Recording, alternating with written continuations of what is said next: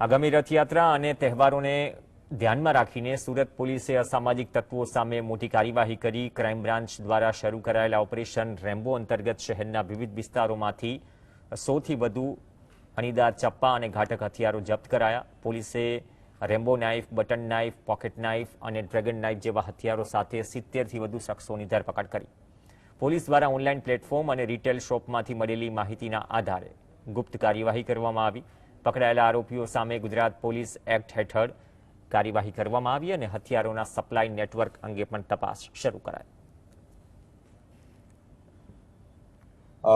અલગ અલગ online platform આ પ્રકારની જે તીક્ષ્ણ હથિયારના જે વિક્રેતા કરવામાં આવે છે, આ અલગ અલગ ઓનલાઈન પ્લેટફોર્મમાંથી ઇન્ફોર્મેશન એકઠા કરીને ક્રાઇમ બ્રાન્ચ દ્વારા આ જે શંકાસ્પદ જગાઓ પર રેડ કરવામાં આવી અને રેડ દરમિયાન ખૂબ જ સફળતાપૂર્વક 100 જેટલા અલગ અલગ સીઝ